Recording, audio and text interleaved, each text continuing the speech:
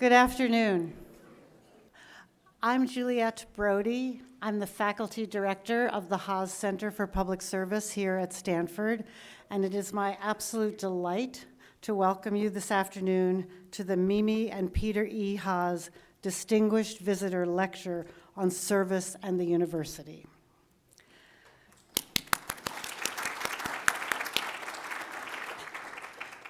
I am extremely excited about this afternoon's panel discussion and to introduce to you this extraordinary cohort of leaders who have accepted our invitation to join us and spend some time with us here on campus between now and June.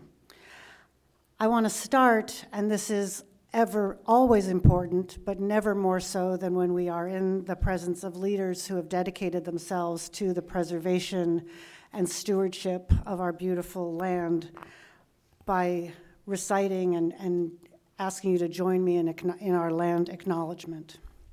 Stanford sits on the ancestral land of the Muwekma Ohlone tribe. This land was and continues to be of great importance to the Ohlone people. Consistent with our values of community and inclusion, we have a responsibility to acknowledge, honor, and make visible the university's relationship to Native peoples. And I know that everyone here acknowledges that land acknowledgement is more than reciting a paragraph at an event, but please do take advantage of the resources on the Stanford website to see concrete ways to bring this acknowledgement to life in practice. We have many special guests, and I want to start with some thank yous before turning it over to our official greeter. My job here is simply to say thank you and to welcome you. I want to, in particular, welcome the members of the Haas Center National Advisory Board who are here with us this evening, who dedicate a lot of their time to giving us advice and counsel on all of our programs, including this one. I also want to thank the staff who have worked so hard to put not only this event together, but the entire program that we will be enjoying with our distinguished visitors, and of course the catering staff who has put on this beautiful reception for us. So thank you so much to everyone who has worked hard for this event.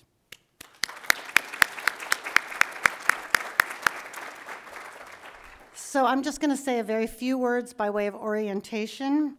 The Distinguished Visitor Program brings to campus prominent individuals whose lives and careers have had significant public impact and who have distinguished themselves in one or more forms of public service.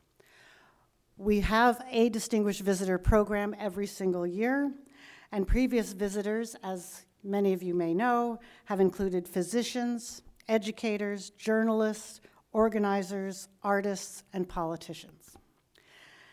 This year is different in that we are combining the forces of the Distinguished Visitor Program with another program that the Haas Center you may be familiar with, the Social Entrepreneurs in Residence program. This combining has enabled us to bring a full cohort of 4 exceptional leaders in environmental justice and sustainability. Instead of just 1, this year we have 4, and you are going to meet them momentarily, and we are just so excited to welcome them. They are joined in a common commitment to sustainability, environmental justice. They also, in a way that touches my heart very deeply as someone who has worked in the communities surrounding this campus, all of our distinguished visitors this year, too, work here in our local region.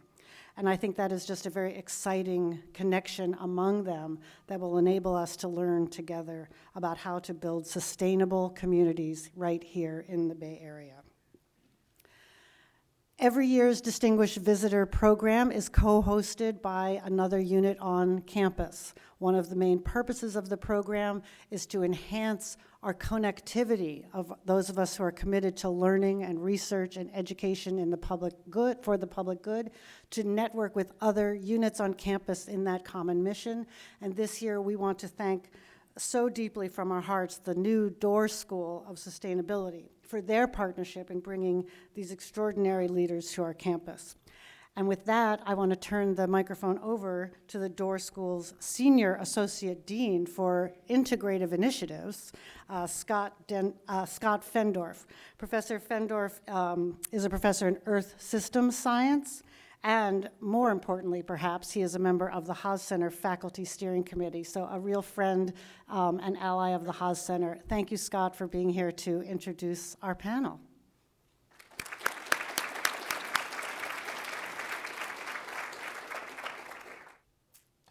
Thanks, Juliet, for the introduction, and welcome to everybody. It's really a pleasure to be here, and it's really exciting to be here, too, for this occasion. So, as Juliet said, I'm Scott Fendorf. I'm both a professor in the new Dorr School of Sustainability, but I'm also one of the Senior Associate Deans. And on behalf of Stanford University, I'd like to welcome you all to the Mimi and Peter Haas Distinguished Lecture Series here. And this year, we don't have just one, but we have a spectacular 4-person distinguished series or distinguished lecturers. There are 4 leaders in the local organizations working to build resilient communities in response to environmental challenges. And they all will be in residence here in the Haas Center during the winter and spring terms, as Juliet said, until June. And they're here to meet with the staff, faculty, and in particular the students.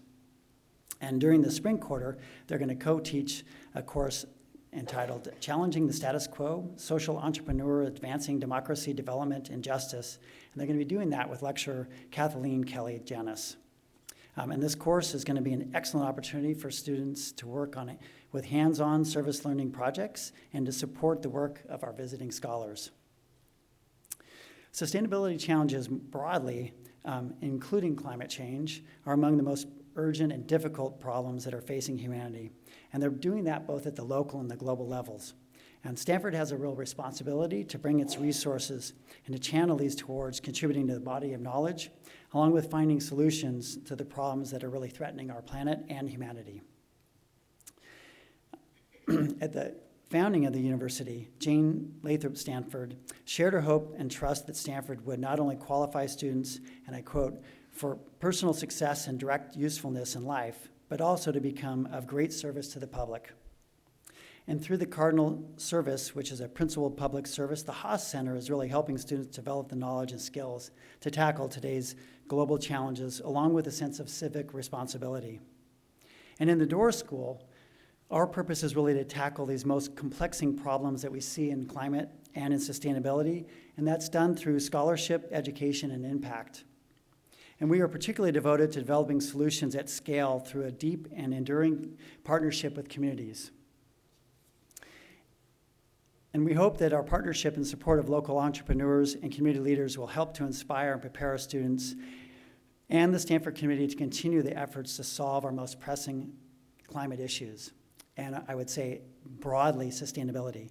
And if I will, just real briefly, over the last 25 years, I've worked on problems throughout the globe on groundwater, and in particular in South and Southeast Asia. And what we see there is that when we have engagement really at the state, at the regional levels, we don't always see very effective solutions coming out. But when we work with partners and develop partnerships through local communities where we educate, co-develop knowledge, really see the cultural response and understand deeply the commitment of us along with the community to solve the problems, what we end up finding is that we really see trust and solutions that then can be scaled. And so it's really embedded that we have to have these community-engaged partnerships to really have meaningful impact. And so with that, this evening's discussion is going to focus on an optimistic, practical, and collaborative approach to creating resilient communities. And I'd really like to introduce the 4 panels now, so really the heart of things.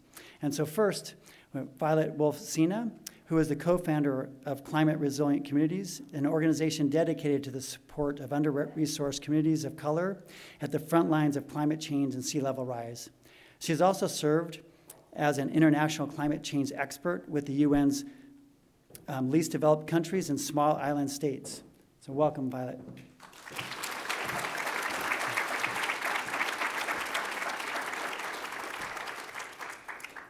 And next we have Angela, or Angie McKee Brown, who is the founder of Project Reflect, a food systems design lab that develops and builds meaningful, just, and joyful food experiences with communities.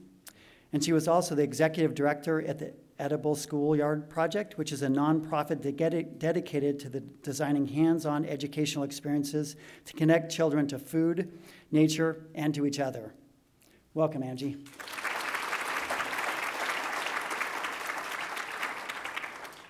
And next we have Cecilia Taylor, who is the founder and executive director and the CEO of Bellhaven Action, an organization that advocates for the residents of Bellhaven neighborhood in Menlo Park. She also serves as the current mayor of the city of Menlo Park. Welcome, Cecilia.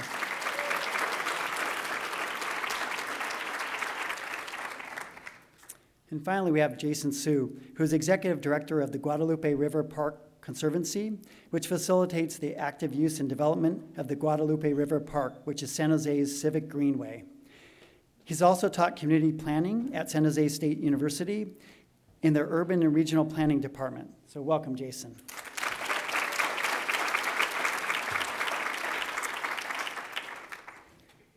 And finally, we have our moderator for tonight, June Choi, who is a PhD candidate in the Dorr School, and her research focuses on quantifying climate change impacts to inform equitable adaptation. So welcome, June.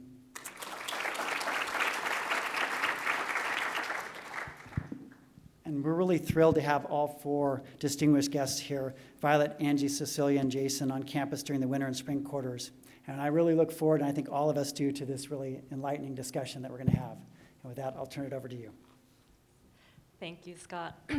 Hi, everyone. So I first became familiar with the Distinguished Visitor Program when Marshall Gantz was here 2 years ago, and have learned so much from the programming that's happened afterwards. So it's truly a pleasure and honor to be part of welcoming you and introducing you all to the Stanford community as we kick off the program for you, and I'm excited to see what follows. So as we kick off the panel, I'd first like to open by hearing what brings you to public service and community organizing. What are your sources of inspirations that brought you to this work? Why don't we start with you, Jason, if that's okay? And we can go to. Yeah, great. Thank you. Good evening, everyone. It's really an honor to be here. Just thinking about being in the presence of you all, being at this university that I have had the opportunity to connect with this week. This is actually kind of my first real introduction to Stanford University, and I've never felt so welcome. So in many ways, I just want to attribute my feeling of welcomeness to all the work and everything that you've all done. So just thank you. I would like to consider myself a pretty perceptive person, but I think what really helped shape how I navigate community is, so my parents immigrated from Taiwan, and growing up in just a suburb outside Los Angeles, I lived in a multi-generational household. So it was me, my parents, and my grandparents. And while they were the ones that would bring me around, I would be the ones doing the translating for them. And it was interesting because this is when I really got very perceptive about space. Like, while I can move, they need cues in terms of this is the street that they said to turn on. This is what's on the document. This is, like, I ended up being a translator at, in elementary school for folks in which I'm still learning the words that I'm translating while, like, I'm trying to explain to them. And I think that awareness of how people navigate space really just stuck with me. And as I got older, just seeing how people navigate public spaces in general. My background is in urban planning. I did some work with streetscapes. Now I'm in parks. It really is just thinking about how our public spaces shape how we interact with our city, and how can they either enrich or create obstacles that we may not have anticipated. Cecilia. Good evening, everyone. I am very grateful to be a part of the Haas Center and to be a distinguished visitor with my 3 cohorts here. I feel this is an excellent opportunity for my own self-development to enhance the way that I listen, learn, and lead. What brought me to public service is actually my own lineage. My great-grandmother, my great-grandparents, my grandparents, and even my parents were civically engaged in some way, whether it was the NAACP, housing, even sustainability then, for folks who were excluded from the systems. And so for me, naturally, it made sense for me, even though I went by the way of education and being a teacher in early childhood education and also mathematics before I got civically engaged. Belhaven Action was born out of me losing a position as a city council member. Ran the first time in 2016. Fortunately, did not win, and out of that, my organization was born. It's very important for community-based organizations to be led and to be truly led by folks who live in the community, and that's what Belhaven Action represents. And I'm grateful that I had an opportunity to create something that would benefit everyone who lives there. Hi, everyone. My name is Angela McKee-Brown. I'm really excited to be here with you tonight. This has been an extraordinary first week. I feel like I've already made 3 best friends. So when I think about how I came to service, I've worked in the food space for over 15 years now. And there's a story that I think really enunciates why this work means so much to me. While I was serving as executive director at the Edible Schoolyard Project, we were in partnership with the city of Stockton to really think about how institutional procurement could help support not only the health and well-being of students in the school district, but also support organic farmers in the region and really use institutional dollars to invest in farmers. And as we were doing that work, I would go out into the community and talk with folks. And I had so many different conversations with grandmas all throughout the community. And they were telling me about how their grandchildren were being diagnosed with type 2 diabetes because they were not going outside and playing. And I kept asking, like, why aren't they going outside and playing? And they were telling me about how poor the air quality was. And so they attributed it to, the port being there in Stockton, but also during harvest season, the dust and the pesticides that were being kicked up during harvest was causing their grandchildren to develop asthma, and then subsequently type 2 diabetes because they weren't outside playing. And so as we were having all these different conversations, we started hosting community dinners, and through those community dinners, we were having all these beautiful conversations. And one day, a little kid came up to me, and he was like, I want my friend to come inside and be able to contribute, but he won't come in. So I was talking to the kid, and I was like, okay, well, take me to where your friend is, and I'll talk to them, see if we can get them to come inside.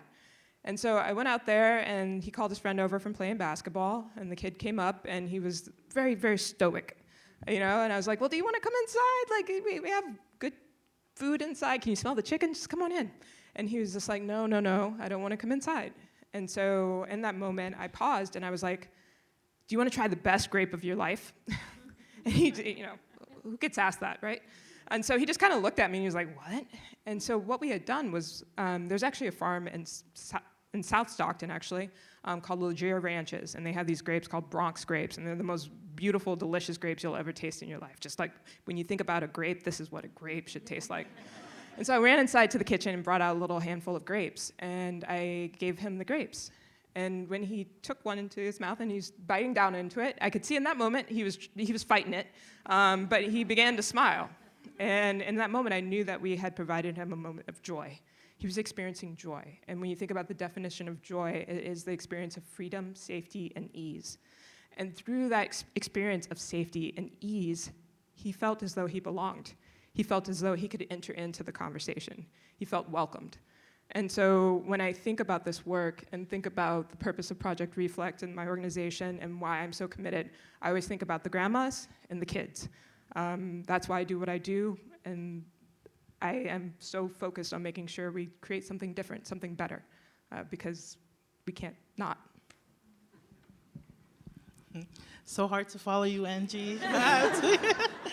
Hi, everyone. Again, my name is Violet Sa-Ina, and I'm the founder and executive director of Climate Resilient Communities. So my story started really early.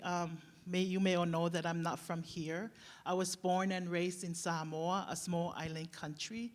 So growing up, being a teenager in 1990, I'm not going to say how old I am, I experienced my first cyclone or typhoon or hurricane, which part of the region you're from. And it was a Category 4. And experiencing that, seeing the devastation and the destruction that wind can do, not only seeing roofs flying, even trees, and then the aftermath is the hardest because you see birds trying to find places to live, and there was just, so much pain and despair, and being in the middle of it. And as a young person, I couldn't, comprehend what all of this means. And then less than 12 months, a second one hit, my second cyclone, another Category 4. It became more frequent, it became more destructive, and again, the same results. People lose homes, people were being displaced, despair in the air, and so it became my motivation to go to college and study, and I wanted to be to help conserve the environment. But then my calling, being in a small country with limited capacity, I was chosen by the government to lead the climate change work. So that was a calling for me. It wasn't a decision that I didn't plan to. So I ended up building up the work in Samoa, but at the same time, I was learning a lot because I was the government and there were communities that I was serving. And through that process, I understood that whatever the government is trying to do with the funding or the limited resources that they were bringing in, it's not enough to build community resiliency. I think the power is with the people because when I didn't have enough funding to build a seawall, the community offered their labor and the rocks and the soil and the sand, and that's the way it is. So fast forward, I am here in the States, came in 2005, and then I decided to go back to school, and I did some research. East Palo Alto is the community I chose because that's where I landed when I came to the United States. So I went back to East Palo Alto and researched and try to understand climate change, and I couldn't. The questions to me that I wanted to answer is like, how come nobody was talking about adaptation? Everybody here was talking about mitigation and reducing greenhouse emissions. Climate change is already happening. I've seen it in my country where I was born. I've seen it in many other small island states that I served. And how come here in the Bay Area, nobody was talking about adaptation? But what I found in East Palo Alto was that communities were vulnerable, they were exposed, but they didn't know what to do. They didn't have the information. And this was one of the, for me, why I'm still in this space and why I'm working in this space was that during my research back in 2014, I interviewed a mother, a homeowner, and a leader in East Palo Alto, and we were talking about climate change. And then she said to me, Violet, how can we adapt or reduce our risk if we don't understand these issues? I don't understand it, so how am I going to respond to it? And I realized that we need a lot of work to build community awareness. We need a lot of work to empower or even to create a way where community power and community-led solutions can be the way to address and reduce vulnerability. So I'm very fortunate that I continue to do this work in the communities that I serve, and I'm very fortunate to be here, to be able to share ideas among my peers as well as with everyone here at Stanford, and hopefully we can work together to continue this path of building community resiliency. Thank you. So many inspiring stories already.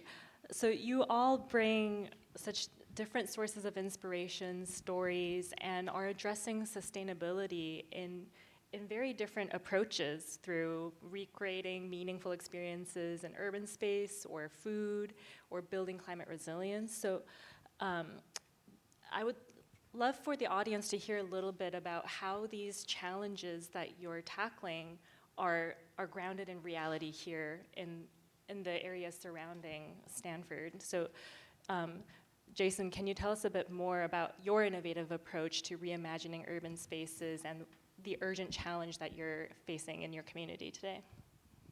Yeah, sure. Thank you.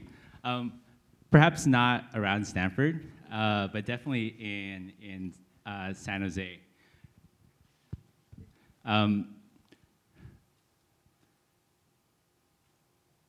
Some of the challenges that we are really facing have actually been born fairly recently through the pandemic. It's not that parks never served so many different priorities that we all value or treasure. It is that they have been underappreciated and underinvested over time, so that when a need did happen, like the pandemic, some parks were not well suited to absorb that shock. We think about safety nets as if they're always policies. They are also physical places. They're also physical places, and things like safety nets need physical places to thrive. And so one of the things that we're really dealing with, and in many ways it's a fortunate outcome of the pandemic, is that parks are now invited to a lot more tables around resiliency, around community development, around water, around homelessness, around downtown revitalization. Our organization, the Guadalupe River Park Conservancy, we program, we steward, we raise awareness about the Guadalupe River Park. It's a 3-mile portion in downtown San Jose, part of a longer 14-mile watershed. It is the place where the Mi'kmaq Ohlone first settled. It is the place where the city of San Jose first settled. And it is a place that has both natural and very cultural and historic significance to our region. The challenge is also an opportunity, because how do we make sure that parks can help keep our community healthy? And this is in terms of the air quality that we experience, as well as promoting active lifestyles, as well as, and I really needed this during the pandemic, is just having a break. We need to not take for granted that these moments, these 5-minute, 10-minute walks, really do add a lot to your personal resiliency, especially if you're dealing with so many difficult, challenging, and very heavy, very, very heavy topics. What we're finding right now is that often parks are put against competing priorities when there are budget cuts. Parks and libraries are the first to go. Right now, we're also finding ourselves in conversations where people put, do you want to support parks, or do you want to support housing? Do you want to support parks, or do you want to support homelessness?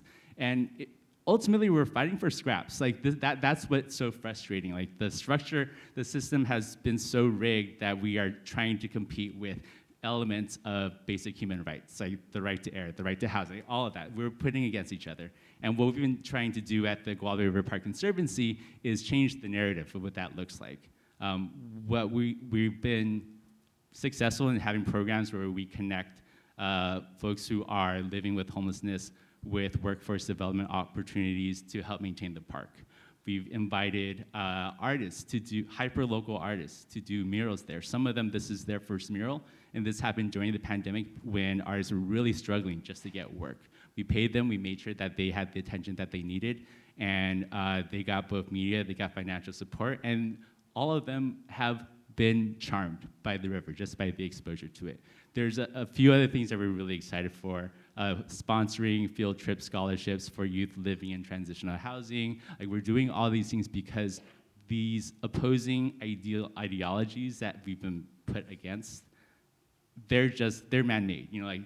If you could create another narrative, and I think an urban park has such a good opportunity to do so, then we'll change that narrative. Thank you. And Angie, I know that in your work, you're also working to change some narratives around our relationship to food and how do we redefine those relationships. So can you tell us a little bit more about what that work looks like and how your org, Project Reflect, is working to address that? Yeah, so when I think about that question, I think a lot about systems design and how past decisions have a current cost. And one of the ways that to paint a picture, and you'll come to soon realize I'm a storyteller, of this work is just around when I was working in San Francisco Unified School District, I was leading an initiative to redesign and reimagine the school food system.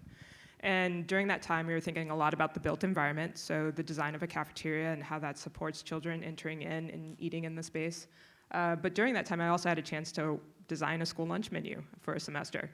And that was a wild experience because we had just written a wellness policy, and in that wellness policy, we had declared certain additives to the food. We couldn't buy food with certain additives.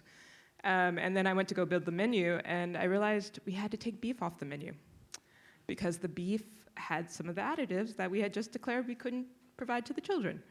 And when I realized that, I was just like, how is this possible? What is this? And that really kind of introduced me to the notion of how these systems are intertwined and connected. Because when we think about a lot of the food that school districts get, it's commodity goods, which have their own environmental impact. But those commodity goods come from the USDA and the Department of Defense. That's a whole nother story. But with that, we also needed to buy pre-cooked beef because we didn't have infrastructure. Because in the 1970s, a decision was made to start removing kitchens from school cafeterias in San Francisco. So the infrastructure to cook didn't exist. And then in addition to that, we had to think about reimbursements and what we could get to be, for every student who qualified for a free or reduced price meal, the reimbursement we would get from the federal government in order to cover the cost of that meal, and how that was lagging behind the actual cost, the true cost of food.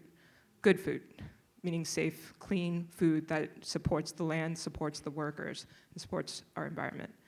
And so when we think about all those things, I was slamming my head against the wall because I was like, how do we do this?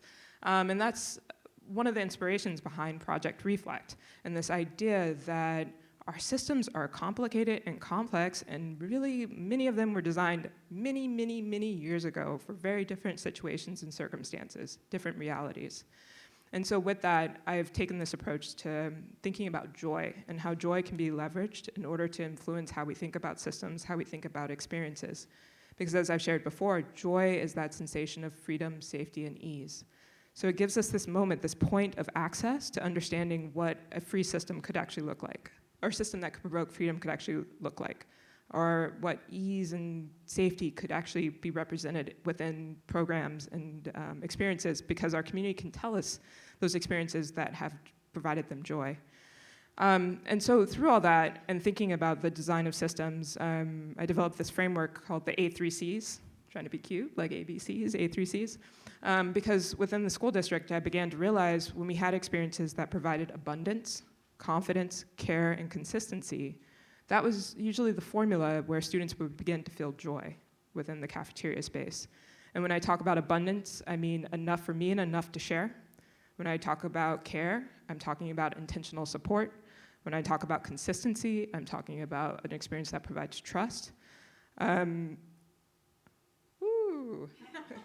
Abundance, confidence, care, and consistency. Confidence, there you go.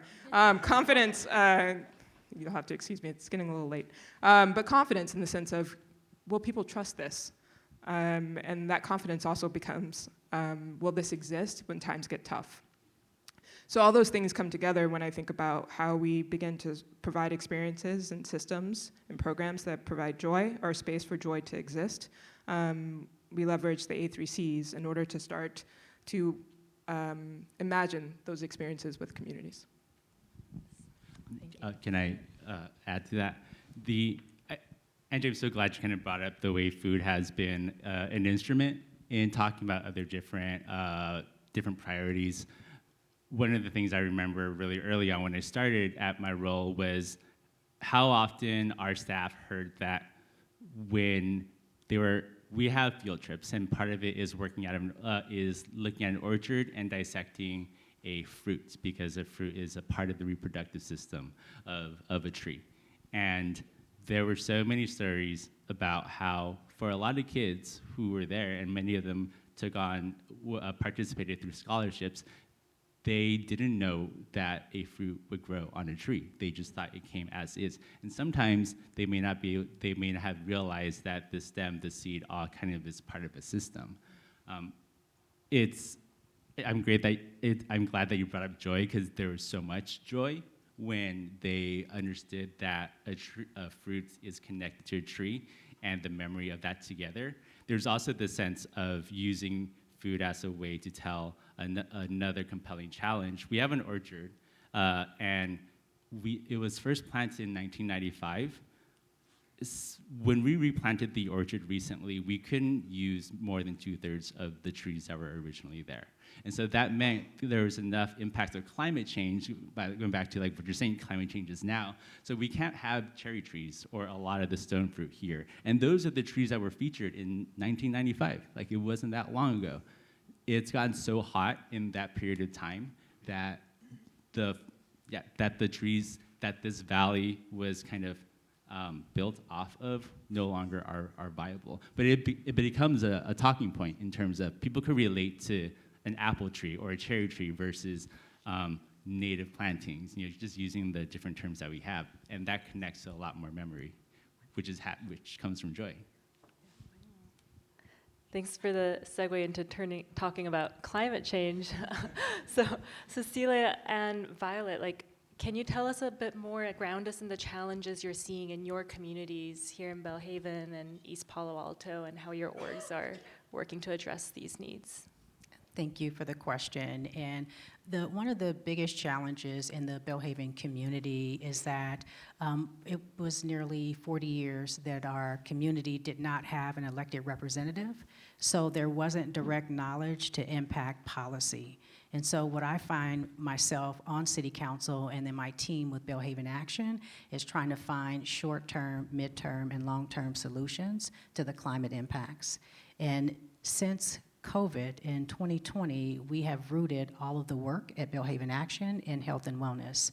So we have the least access to food, healthy food. We have no access in the neighborhood to healthcare and healthcare resources. And then let's talk about air quality. We have about 80,000 cars that pass the Dumbarton Bridge. We're surrounded by a major highway and 2 freeways. And so our impacts are daily. It's not just when there's extreme heat. It's not just when we have floods. The other piece has to do with flooding, sea level rise, and groundwater. We are also charged a higher rate for insurance, for flood insurance. So there's a lot of daily impacts. And so at Belhaven Action, we did a very small but impactful project through the Bay Area Air Quality Management District, where they donated air filtration units to the community, about 80, and we were able to distribute those to our seniors first and then to our disabled community. And it was also a way for my team to connect with folks who don't normally interact. It has been difficult because we are not funded for these activities sometimes, and so we end up using funding to deal with the day-to-day issues. We are putting together extreme heat kits for community members, and we're also putting together information that folks can use on a day-to-day basis around emergency preparedness, because I don't know if you all know, San Mateo County is the least prepared when it comes to emergency preparedness. We are the least prepared. I can't tell you that 10% of our 800,000 population is emergency prepared. It is a huge problem, a huge problem. So we're putting that in our environmental justice bucket and working with CRC and also with MPC Ready, with local emergency preparedness groups. But we just look at what we can do in the moment to connect our community members to programs that already exist, and then if they don't exist, we create it ourselves. Yeah. What can I add to that? I think one of the biggest challenge, not only the impact of climate change and sea level rise, the direct exposure to those extremes, but the biggest challenge is getting the community prepared to respond. For communities like East Palo Alto, Belhaven of Menlo Park, my organization look at how we can help build their adaptive capacity, right, or coping capacity, because when it comes down to it, people with resources, people with information will be able to take action. Just like Cecilia has mentioned, that we are still the least prepared after many events. East Palo Alto have been flooded so many times, but even today, communities don't know where to go if there's another flooding. Last year, in January, we had, extreme flooding from atmospheric rainfall, and many of low-income residents were impacted. They didn't get any help from FEMA, or even like later in the year, we had engagement and consultations. People were still trying to recover. So we look at that as an issue. How can we help families, these low-income communities or underserved communities, to be able to be prepared? And so our strategy, what we do is that we work directly with community leaders, like even with understanding priorities for adaptation, climate resilient communities. We conducted vulnerability assessment, community-led vulnerability assessments in East Palo Alto in 2019. From that assessment, we prioritized nature-based solutions, rain gardens and cistern systems as solutions to reduce flooding. And these were solutions that were prioritized by the community and residents of East Palo Alto. So what is happening today, CRC, we got some support from Stanford students to help us figure out a way to plan for these kind of projects, and we were able to secure almost $1 million to pilot the rain garden and cistern systems. So we're building those now. And the reason why the community prioritized those kind of projects, because it also brings social and economic benefits, right? It's not a project where we're just reducing flooding. No, we actually we are employing community or residents to train how to build rain gardens. They're going to be employed for the duration of the project. Right now it's 3 years, but we're looking at more opportunity to extend that. Also, the benefits of rain gardens, it's collecting water. It's also an issue that East Palo Alto faces, which is drought and lack of water resources. There, people don't really drink their tap water. They think that it's not safe. So this is another way of addressing water security. Even the rain garden, they can plant food that brings them joy. We had a family who received their rain garden before Christmas. They planted all strawberries.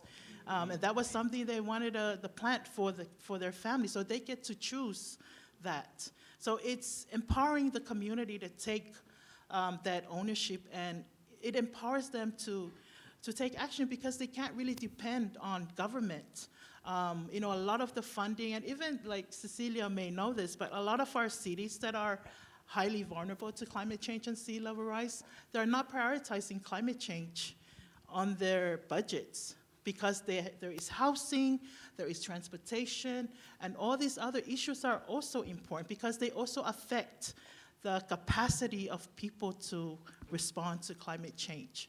So that's how we are addressing these challenges. And one other challenge I also would like to say, because of these projects are important to communities, very often, or most of times, a lot of this money that is promised to deal with climate change, to build community resilience, we're not seeing that on the ground. We're still looking for them. So if any of you know where I can find them, please let me know. Yes, and then we'll move to the. Thank you, and I appreciate everything that Violet said, and just wanted to share that the City of Menlo Park has prioritized the Climate Action Plan. We just need to make sure, and the budgeting season is coming up, and also our priority season is in March, that we prioritize funding for it. We need to start funding our own problems at a local level, and then ask for help. If we're not investing in our own problems, then why would we ask anyone else to do so? Thank you. So during our panelists' responses, in case you hadn't noticed, Angie has been the ambassador of joy and has been the source of inspiration for the title of this event. And in our conversations as we were preparing for this panel, one of the quotes that stuck with me was that if you're in a meeting full of miserable people, how are you going to design something that has joy? So I think that's something that maybe resonates with a lot of you here. So because that is the theme of our panel, I would love to go around and hear about what are some sources of joy in your work? in the ways that you create meaningful experiences for the community, and in the ways that you're empowering community members to meet their needs. Why don't we go in order here? And I am mindful of time, so why don't we, I'm going to merge the two questions we had discussed. And so after discuss what sparks joy in your work, to end with a sentence about your future vision for the community. If you had unlimited resources and capacity to implement the change that you're addressing, what does that future look like? Could I start Not a lot later? Give me a minute. Sure. Who feels right? Angie? Okay, so I just want to provide a point of clarity around that quote. I was part of a working group at the state level around the Farm to School Roadmap. There has been a lot of change in school food. What I was describing was like 10 years ago through visionary leadership of the first partner, Jennifer Siebel-Newsome, as well as Nancy Skinner. There is a lot of good stuff happening in California, so I just want to clarify that. But during one of those meetings, it was all Zoom, and we hopped onto the call, and we were all busy, and it was a little bit rigid, and they allowed for people to bring in values or norms to the meeting that we could agree to, and I said, let's center joy. And that was the reason why, because if we are going to have a school food system, it needs to be joyful because it's serving our children, and they should be engaged with it and nourished by it. So that was the point behind that one. And then the second question around if you had unlimited resources, what would we invest in? I would highly encourage everyone to invest in the folks on the stage, first and foremost. They should get all the investment they need. I do know that someone's looking for a $5 million unrestricted grant, so if you are looking in that space, let me know, let them know.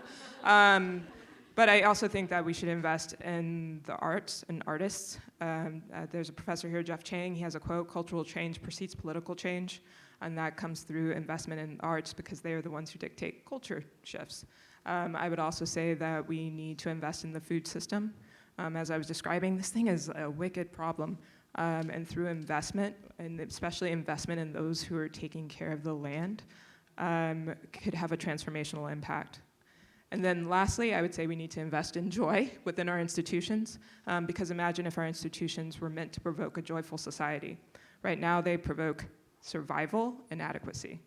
So if we were to invest in our institutions, and it doesn't necessarily have to mean financial, I think there's layers of investment for us to have institutions that provoke joy. That means that then we as a society every day could be feeling sensations of freedom, safety, and ease. And we all should do that, not just some. All should have access to that. So that would be my ideas.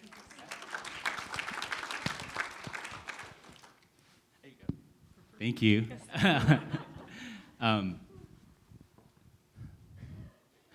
One of the things that does give me joy, and in many ways the momentum for this work, is it's really less about building community, but nurturing community, because at least from my experience, community does want to form. I think about when we were all physically, socially distanced, and everyone was out in parks, running for the first time, things like that. Even these small bits. I remember I would run at 5:30 and I would see the same person, one solo person, the same family on 3 bikes, this, these are just repeating people. And if I don't see them that day, I wonder, are they okay? I hope nothing bad happened. And they just turned out that they decided to run the day after me. And so just having this sense that community does want to happen, and when you run by each other, you do this little, an acknowledgement that you are part of the community, because we're all communally going through something, but you need to be socially distanced, but not socially apart. And I think that's something that really kind of stuck with me, that even with all of this, we were still yearning for some sort of connection. And Angie, thank you for talking about institutions, because that's kind of the other part of why we do our work, and what the vision could be.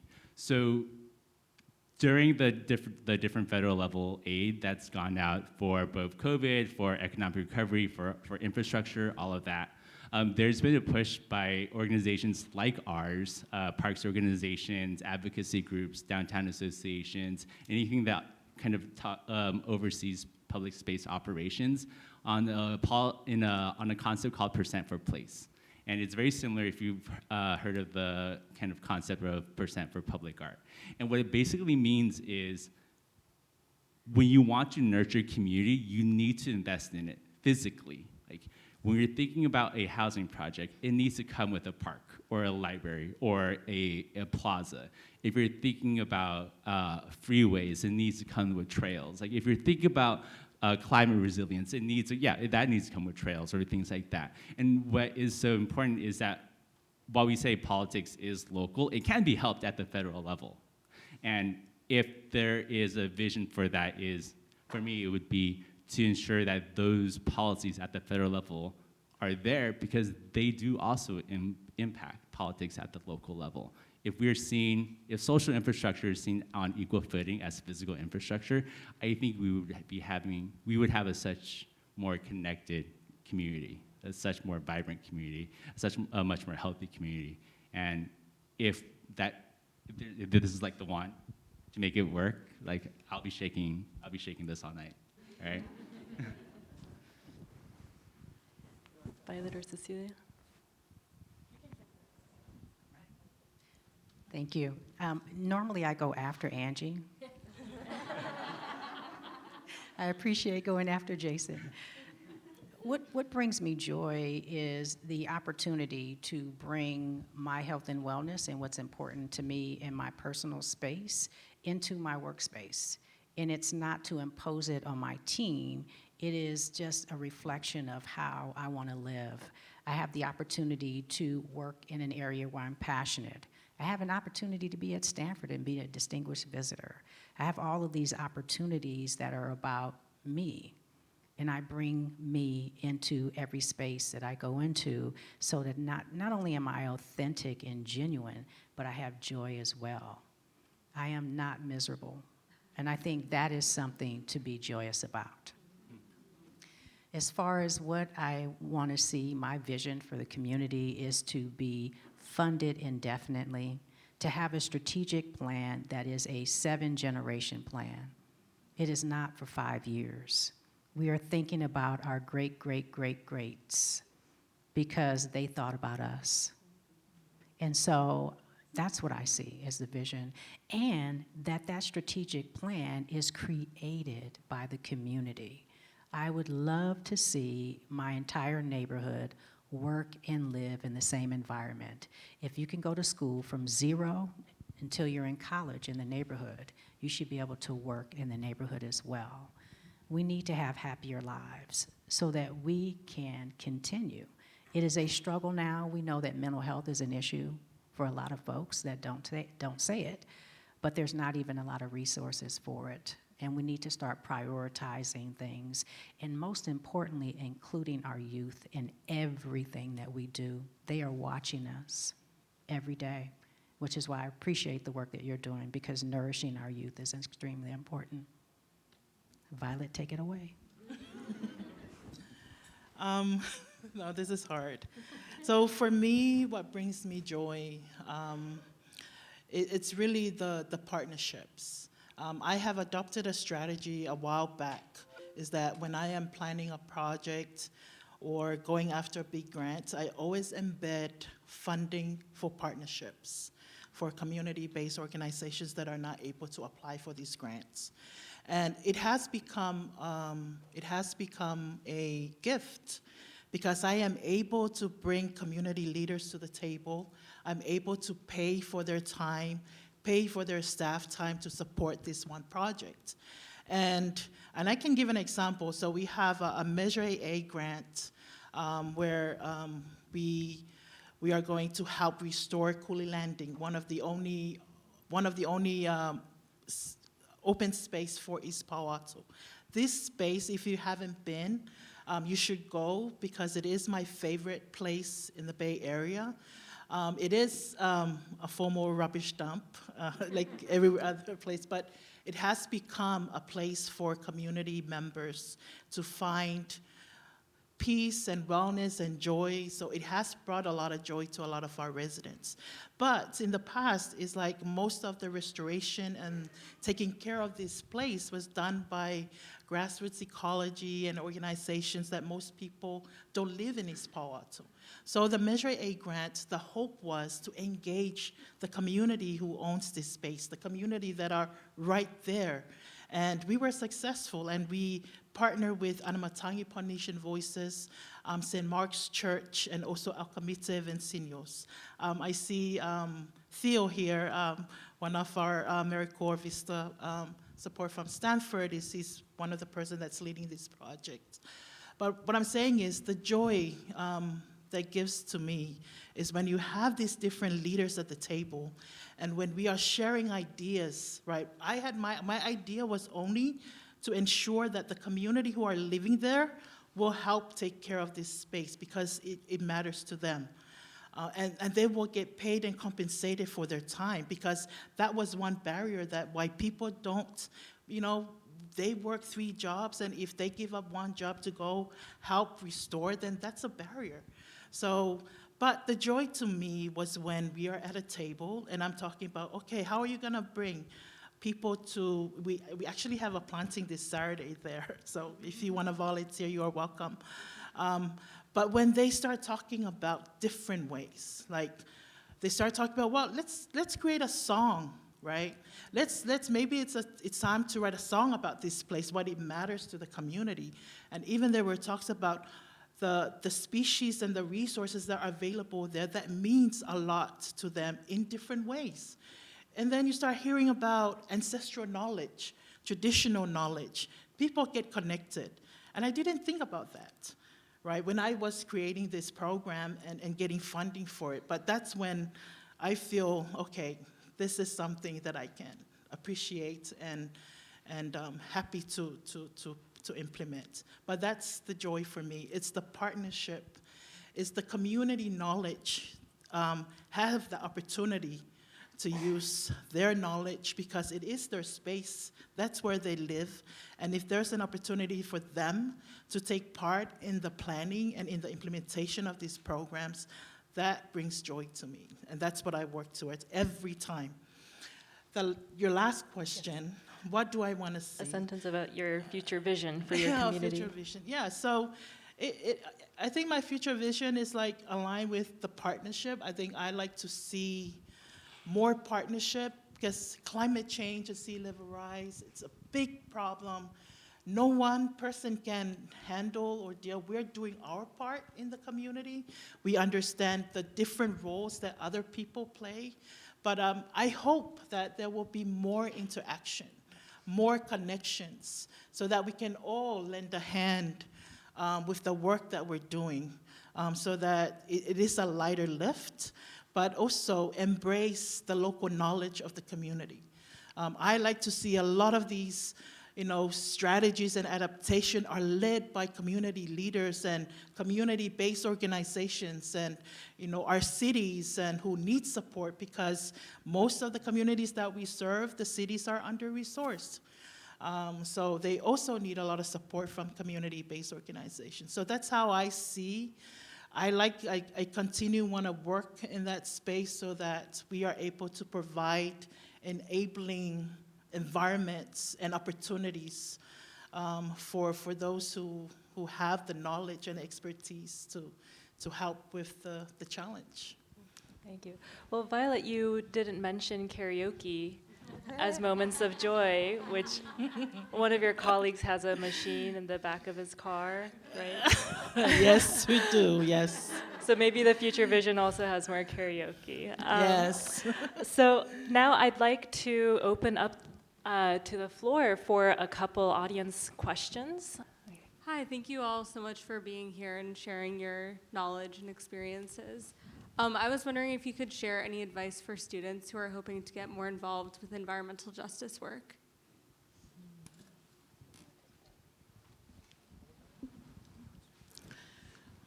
Advice for students who want to get involved in environmental justice work.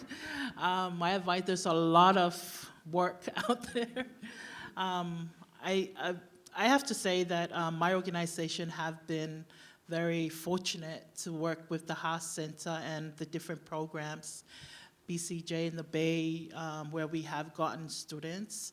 I think working with community organizations will really help you to understand the issues on the ground. I think that it's important to come to communities with an open mind. Also, understanding of the different livelihoods and culture that exist. But I think the organizations have done a great work to help support that, to make sure that students understand these important issues, because it affects the trust that the community have with us. But there is a lot of need, and I think that we also benefit, community also benefit from your contribution. It's not just a one-way street. I know that a lot of the times that we get interns, we get students to help with our work, but students, I have to say that the work that you provide to us goes a long way. I can say this for my own organization because I started with one person, which is myself, and a lot of the help and the work that has moved forward, a lot from the interns and the fellows I received from Stanford. So there's a lot of opportunity there. There's a lot of need. And if you need any experience, there's 4 organizations here who would need your support. Just really quickly, I would say that there isn't really one form of environmental justice work. I would say everyone in this room is doing a form of environmental justice work, and you can carry environmental justice elements to another field that you're working in, whether it is having bringing composting into the office. Like all these are parts of a broader movement. My advice is mainly to be open to it. You can be working in a nonprofit. You could be working for a real estate company. You could be working in tech. You could be working, you could kind of do anything with a lens of environmental justice. And if this being open to whatever that form looks like ultimately, because we're out of necessity, we're gonna have to incorporate it somehow into our daily lives. But thank you for the question, it's great. Thank you for this wonderful panel. It was amazing. I am mindful of the fact that you're all talking about joy and the fact that some jurisdictions and even some countries have metrics for evaluating well-being and happiness. And I'm wondering if any of you use metrics in your various lines of work to measure how effective you are at bringing joy to your communities and actually enhancing the joy among yourselves. It's a fantastic question. I think you're talking about like the happiness index and all these things. Yes. Yeah, And could we quickly hear what your question was? My question, just appreciate the comments about if you can go to school in your community, could you also work in your community and stay in your community? I'm just wondering, is it possible that in places like Belhaven and East Palo Alto that we could grow food so that upwards of 30, 40, 50% of the calories consumed by the residents could actually come from growing it locally, whether that's rooftop gardens or in pocket parks or on the balconies of people's apartments?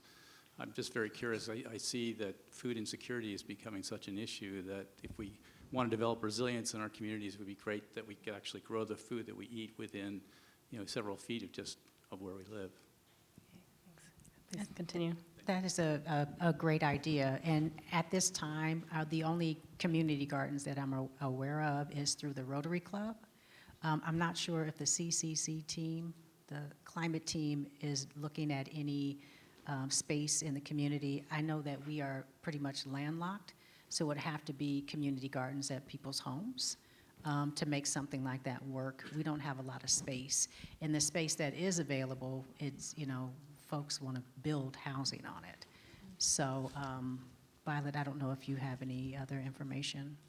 Yeah, in East Palo Alto, for example, so we have an organization called Fresh Approach. So they are managing 2 community gardens that are growing food there, but a lot of that space is provided for families who live in apartments who don't have land to grow, so they get a spot, but it's it's not enough, right? It's not enough. And then the rain gardens that we are building, we are also working with Fresh Approach and grassroots ecology, also encouraging planting food as well. But it's still not enough to what the community needs, and we hope to do more. So the joy question. Yeah, well, I'm going to talk to you about data, but I would love to talk to you about, I would love to talk to you about this one afterwards if possible, because I have a response to this one that I think is kind of fun. And one of the things I hope to work with students here during my time, excuse me, with Project Reflect, we take on client-guided projects, but we also have this lab component where we develop ideas and with the community and with a team of thought partners. And one of the ideas that we have is a concept called yard fruit, with the mindset that within our communities, especially here in the Bay Area, there's so much food being grown all around us. Even if you walk through Stanford's campus, there's so much food all around. But what's missing is a welcome to pick from that tree. And so if you think about what the welcome could be, it could just be a ubiquitous symbol that if you saw this tag on a tree, you knew that that person who is stewarding that tree has agreed to certain values and norms and principles, and you're safe to harvest from that tree. And that could at least provide access to a lot of these food-bearing plants all around us that currently many go to rot. You see it all on the ground, and you're like, oh, if I felt safe picking.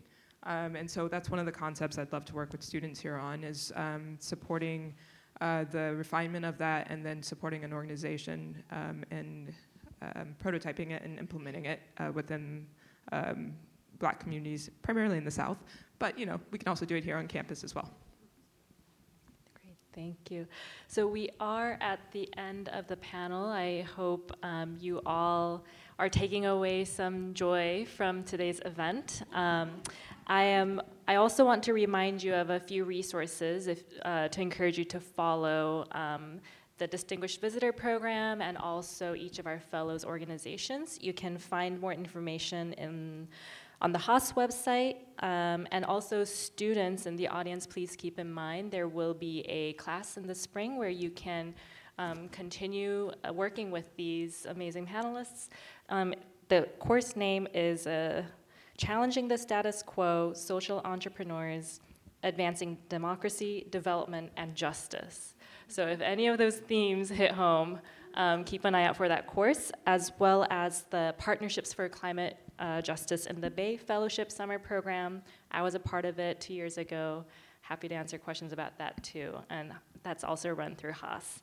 So thank you for coming, and let's please end with a final round of applause.